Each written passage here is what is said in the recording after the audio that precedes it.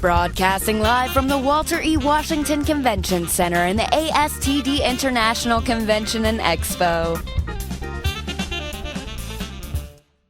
Lee Kantor here with Stone Payton at ASTD 2014 in beautiful Washington, D.C. Stone, getting day 2 started. Yeah, and we got folks walking the carpet already. It is teeming with vitality, and it is no longer Cinco de anything, I don't guess. It's Seis de Mayo. It's Seis de Mayo. So you know that because you were raised in South Florida. You kind of right. got the lingo down. This is a fantastic way to get the day started. We have with us the Kirkpatrick duo. We have Wendy Kirkpatrick and Jim Kirkpatrick, owners of Kirkpatrick Partners. Welcome to the show. Well, thanks so much for having us. Yeah, glad to be here. You guys draw quite a crowd. There's lots of people taking your picture. You I must know. be used to that by now, though, right? Paparazzi follow you guys around the whole conference? They're all taking Wendy's picture. Oh, I don't know about that. I saw a girl kissing my husband yesterday, and, I had to wonder about that just a little bit. But, yeah, we are very lucky to see lots of people who we have met all around the world here at the conference. It was a professional kiss, not a personal one. I was kind of checking that out, actually. I might try that story at home. We'll see how that flies. Now, Wendy, you've already been on the platform. You presented a session, was it yesterday? Yes, my session was yesterday, and I was really thrilled to see lots of full seats. And, Jim and I have been talking about the fact that the caliber of the questions that people are asking really seems to be elevated. So it seems like the idea that we don't just train people, but that people really need to go and apply and use this and create business results is a topic resonating around the world. So we are thrilled to see that advancement of the industry. So now, what was your topic that you spoke about? I was talking about secrets to simple and effective training evaluation. So how to really demystify the idea of reinforcing that people really need to use this stuff on the job and that their job is to create performance and then ultimately results. Lee, you and I were talking about this at breakfast. It seems like when it comes to measurement, the math is simple enough, right? It's not complicated math, but it's isn't it tough to get your arms around the source of return on the investment that you're making in training and development, like where it's really coming from? That is a question that a lot of people want to know is where is it coming from? It's not so hard to know what needles are moving, the business needles, but to what can you attribute it to? And our model is all about not trying to isolate any one factor, but all of the things that we bring to bear, the coaching, the mentoring, the reinforcement, anchored by the training. And we try and kind of present the relative contribution as sources collectively of those needles moving. So now, reinforcement's an element of learning in design, right? Now, what's the challenge there? Well, I think a lot of people think of doing a training program and then afterwards saying, okay, now what are we going to do to reinforce it? And I think a lot of what would demystify this for people is if they really thought during the design and development phase of what am I going to do before training, during training, and after training. And if you build your reinforcement plan as part of your overall program and basically have it ready to go, then it's really not difficult at all. It's just another element of your program. So right now they do training and they think that that's kind of they're done now. And then you're saying to build reinforcement as part of the training so that not only do you get training, but you get these elements of reinforcement down the road. Exactly. I think we need to get out of this event mindset and really think about this as a program. How do we prepare people to learn?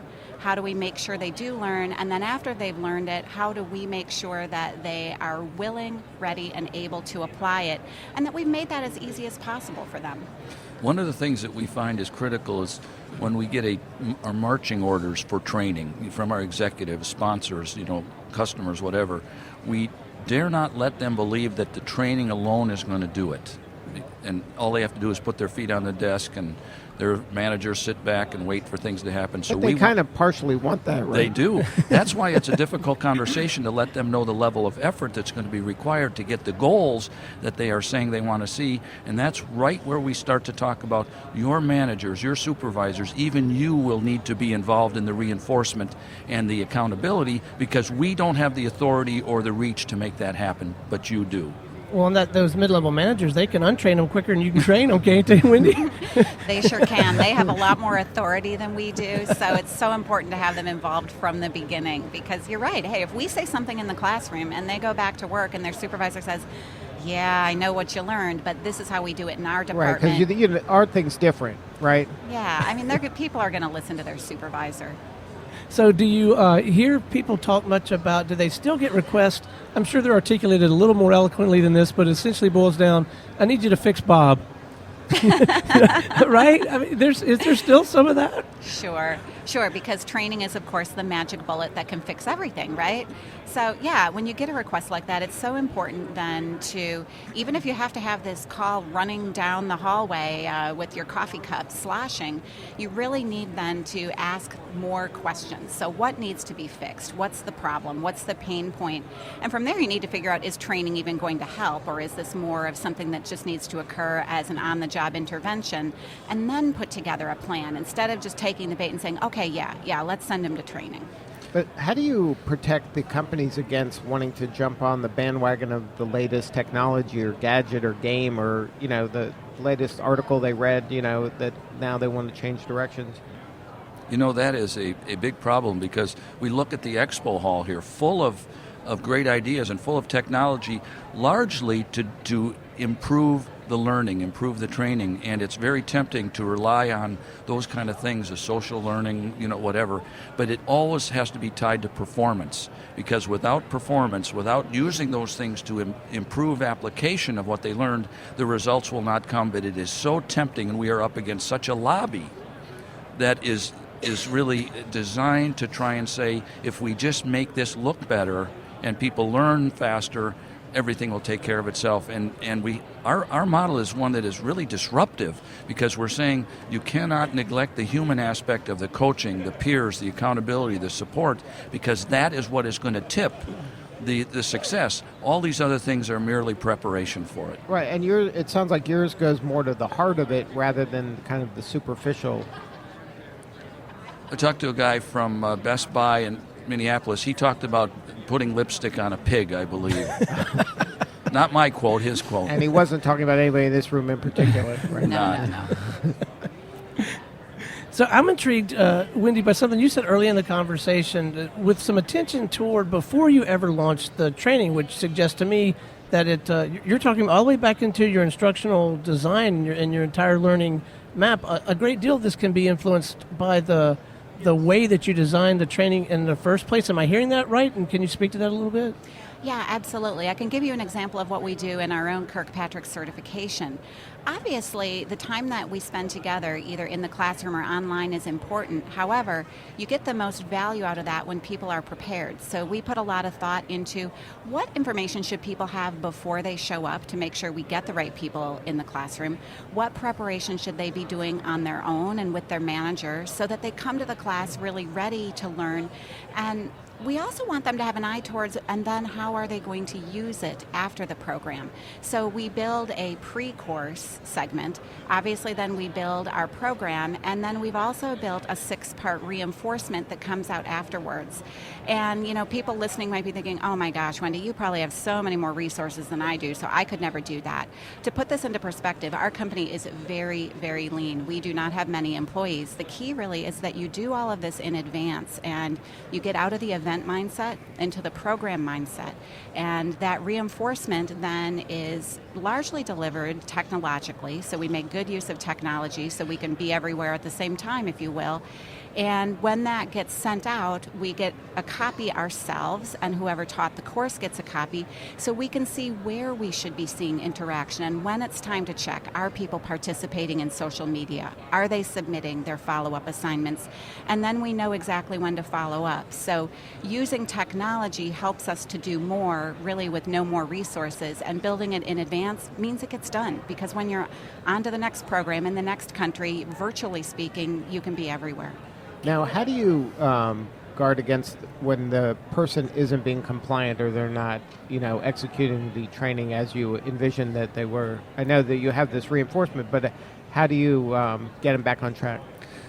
Well, that's a great question, and it isn't us getting them back on track. It's usually their senior managers or their peers, and that's, again, what we have to build in to the process early on and talk to the senior managers and the sponsors and saying there will be bumps along the way, and when there are, we will identify them. We will be specific about who are the early adopters, who are those that are lagging behind. We will provide names of those people so that you can talk to them. But that's something that you're going to have to agree to, because without that, the whole thing is going to be a house of cards. So we really encourage either peers or supervisors or managers to go and say, John, you're not doing what you said you would do. We need to figure out how to get that barrier out of the way. This is non-negotiable. And you're telling them that up front, that they can expect this is going to happen. This isn't like we're doing this training and we're done. We know that a certain percentage aren't going to be compliant, and in order to get them back on track, you're going to have to commit to this kind of behavior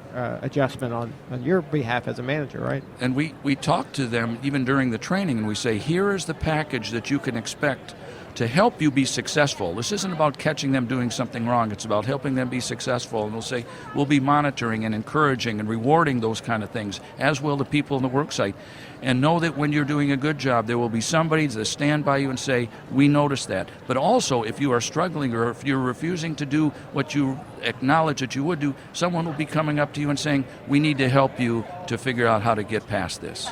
But the Kirkpatrick methodology, discipline, rigor, without this or something very much like it, what you're describing would go unnoticed and unaddressed. That's not to be dismissed. That's key, right? It's this methodology that's shining the light on the problem and giving people an opportunity to address it properly. Is that right, Wendy? Absolutely. And really the thought pattern that when that request comes to you, hey, fix Bob, you really need to think about what is the end result that we're looking for here. What is not happening with Bob that is supposed to be producing an organizational result that seemingly is lacking. So starting with the end in mind, really thinking about what result am I trying to accomplish, then what needs to change or what needs to happen to accomplish that result. And then you can turn your attention to the world where we're most comfortable in terms of what kind of intervention is required. Is this some training? Is it more reinforcement and support on the job? Some combination of those factors. And that really, I think, puts into perspective the importance then of each of the levels, with the learning really just being a means to an end, and our friend level 1 and people with their beloved happy sheets, those are really just a tool to make sure that we've done a good job with delivering the learning. And Stone, you know what else? We always say that it's good for you to be monitoring your own house and seeing where people are in compliance, because when we work with organizations and agencies in the D.C. area, one of the things that the executives say they do not want to see is their name on the front page of the Washington Post or USA Today. And there was an agency mentioned on the front page of USA Today yesterday where there was some non-compliance, and there was a whistleblower from within. And we're saying, you'd better be monitoring and correcting those things before some whistleblower blows the whistle to USA Today and Washington Post, and you're ending up with a scandal on your hands. It sounds like when you work with your clients that you have to really, it's really a partnership. You have to really understand deeply what they're trying to accomplish in order to give them the result that they think they, I guess you have to move them from what they think they want to what they really want. You have to know them that well, right? Well said. With anything in life, the better you understand the situation, the better you're going to be able to help remedy it. So that's where when people come to you with these pre-packaged requests that, hey, I know exactly what training I need, I know the topic, and I might even know how long this training is supposed to be. That's when it's time to ask a lot of questions and that's really almost confirm. A red flag, right? Yeah, if it really think is. They know your business more than you, before you get started, that could be a problem moving forward. Yeah, well, think about it this way. If you go to the doctor and you say, hey, doc, I'm pretty sure that... Right, because I have WebMD, right? Yeah, I've got an ulcer, and I've even picked out my medication and the dosage, right? Now, can you share a story maybe where you've worked with a client that maybe thought one thing going in, and after having a conversation with you guys, do you realize that maybe that there was a different path that you helped them guide them through? Yeah, I'm thinking of Emirates Airlines. In fact, their representatives are here with us right now, and their original contact to us is we want to gain more respect from the business. and that, because the phone wasn't ringing enough from the business side, and they had their academy, and they were only seen as training deliverers, and the business was asking them to cut the days of their programs rather than showing an interest. That was their initial thought. But what they quickly learned is, in order to do that, they needed to make more of a difference in the business impact, and they needed to spend more time talking and listening to the needs of the business rather than trying to sell their programs. So it really went from trying to create more respect into trying to create more trust as a strategic business partner. And what they learned is they were going to do a better job of listening to the pain, listening to the needs, and understanding what needed to happen before they started trying to throw training at these people. Now, when you two come to a conference like this, how do you attack it, and what do you try to get out of it while you're here? I know you've done some speaking, but what else do you try to get accomplished while you're in town? Well, this is such a great opportunity for us to reconnect with people we've already worked with and do some of that level 3 work. Talk to them about what kind of progress have you made? Are you seeing results? What challenges are you having? And is there more we could be doing to help you? It's also a great opportunity, obviously, to meet a lot of new people and really get back in touch with them. I spend a lot of time in the office really running the business, developing content. So for me, this is a golden opportunity to talk to so many people in such a quick period of time. It really helps me to gel my thoughts in terms of where we need to take our business next.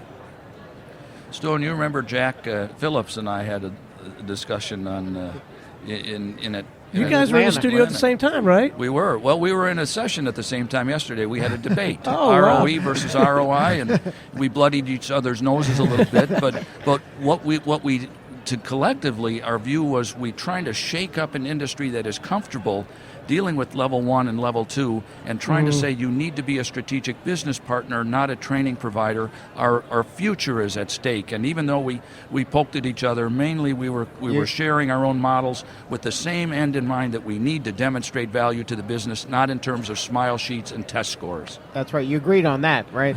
We did. That's right. Yeah, oddly enough, there was a lot more agreement than disagreement, so hopefully people weren't disappointed with that. There was a moment of sparring that got a lot of good energy, but really at the end of the day, that is the goal, that we cannot keep doing what we're doing and just keep delivering training and hope this magic thing happens and results really occur. We have to be concerning ourselves with what happens when people get back to the job, and then being able to connect that to the most meaningful organizational results. So I think the movement, like I said earlier, has been good in that direction, but there's a lot more to do.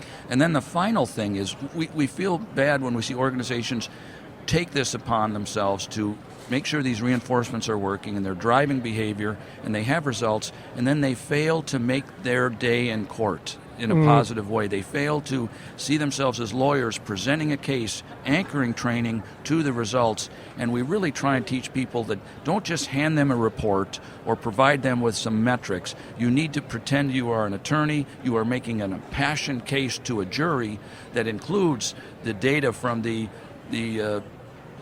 special experts, and also the weeping widow testimony. In this case, the people who have the positive stories, and making sure you're impacting both their minds and their hearts with the value that has been brought to the business. That's right. And you're a partner deeply there with their mission, not a bolt-on, superficial thing.